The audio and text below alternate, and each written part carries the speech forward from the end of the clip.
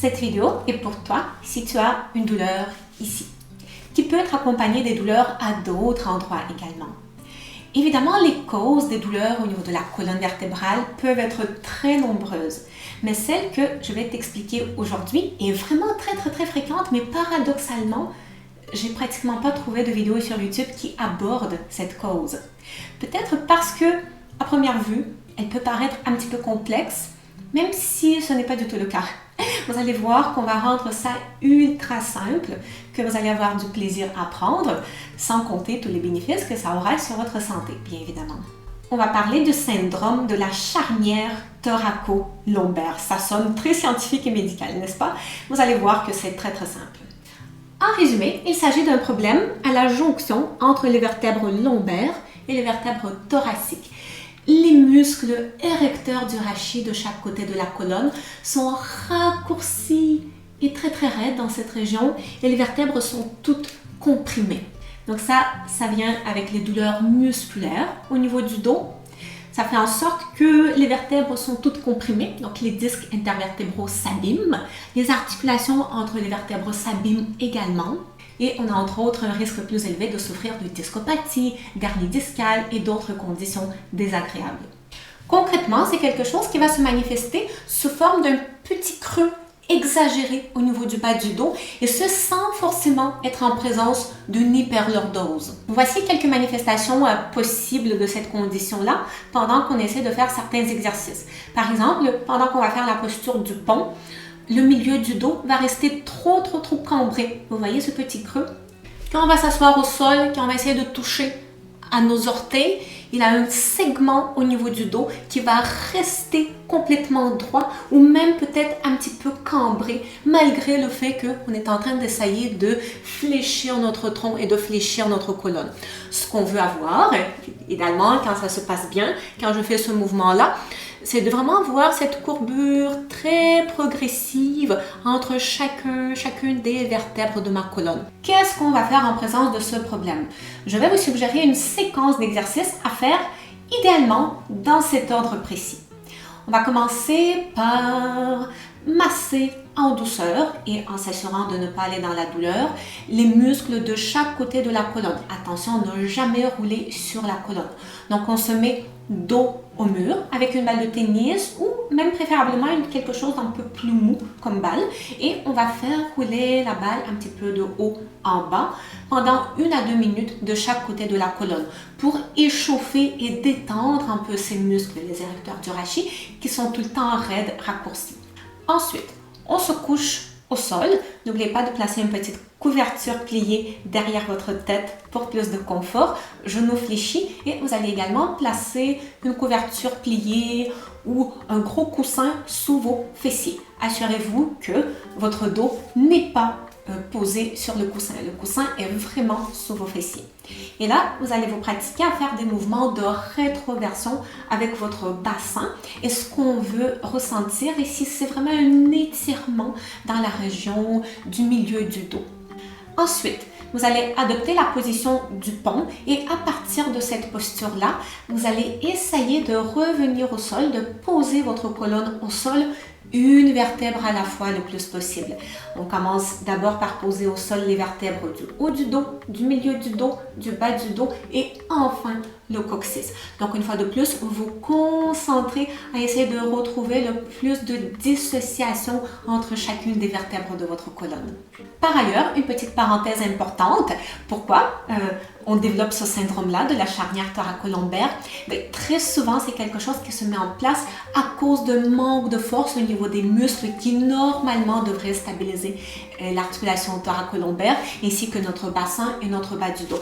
Parmi ces muscles, il y a le muscle psoas, le muscle transverse de l'abdomen, le diaphragme. Donc, quand tous ces muscles-là sont trop faibles, c'est là qu'il y a une compensation qui se met en place au niveau des érecteurs du rachis qui se trouvent de chaque côté de la colonne, au milieu de la colonne.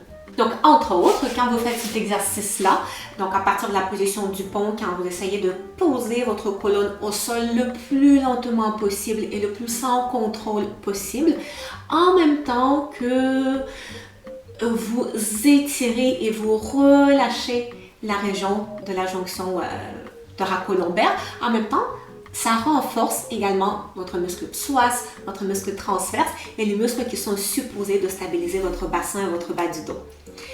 C'est le cas également avec le prochain exercice que je vous montre. Donc, on augmente en niveau de difficulté. Donc, cette fois-ci, vous démarrez en position toujours assise au sol. Cette fois-ci, le tronc est vertical au départ, les genoux sont fléchis, les pieds sont bien posés au sol. On inspire et sur l'expiration, vous faites le mouvement de rétroversion avec votre bassin et vous essayez de poser une fois de plus votre colonne au sol, une vertèbre à la fois. Par contre, cette fois-ci, on va du bas de votre colonne vers le haut de votre colonne. Donc là, ici, si vous exécutez l'exercice suffisamment en contrôle, vos pieds devront rester bien au sol et vous allez vraiment sentir que les vertèbres bougent et se posent au sol une à la fois. Évidemment, si vous avez des raideurs excessives de chaque côté de la colonne, il est possible que au début, vous allez sentir qu'à un moment donné, votre colonne va bouger comme en bloc. Donc, tout va bouger comme d'un coup. Oui?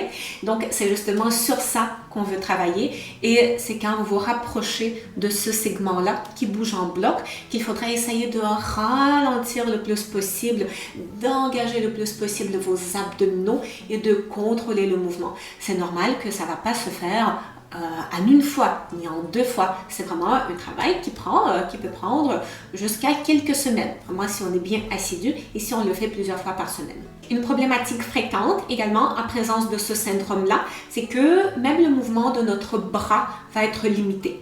Par exemple, vous n'arriverez pas à lever votre bras en haut complètement sans créer cette cambrure excessive au niveau du milieu de votre dos. Donc, soit on est pris dans cette position-là ou soit on est bloqué à peu près ici au niveau de votre épaule. Donc, par rapport à ça, pour retrouver cette mobilité au niveau de votre épaule en s'assurant de garder le dos le plus droit possible, donc sans le cambrer, je vous réfère vers cette vidéo-là ici qui va apparaître à la toute fin de la vidéo que vous êtes en train de visionner. Et enfin, vous allez également travailler votre posture au mur. Donc, on se place dos au mur. Il y a un petit peu d'espace entre vos talons et le mur. Les genoux sont légèrement fléchis. Et là, vous allez essayer de coller votre dos au mur.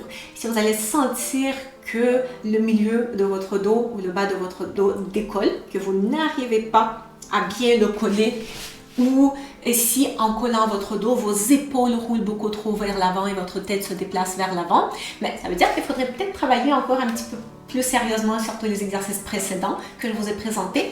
Et ensuite, au mur, vous allez vous concentrer sur l'expiration par commencer de rentrer, donc vraiment coller votre dos contre le mur. On pousse avec le dos contre le mur en essayant de dérouler les épaules en même temps et idéalement en essayant de maintenir la position de la tête la plus droite possible. Ensuite, si vous avez bien travaillé avec l'exercice celui-là, avec les briques, donc vous avez le lien vers cette vidéo à la fin, je vous rappelle. Ensuite, vous pouvez également travailler votre capacité à lever les bras au-dessus de la tête sans cambrer le dos quand vous êtes placé contre le mur. Voilà, donc vous avez encore plus d'astuces sur ma chaîne YouTube pour retrouver votre dos, votre colonne vertébrale et tout votre corps en santé. Donc si vous n'êtes pas déjà abonné, c'est le moment de le faire. On met un like sur la vidéo, on partage et on se revoit très bientôt.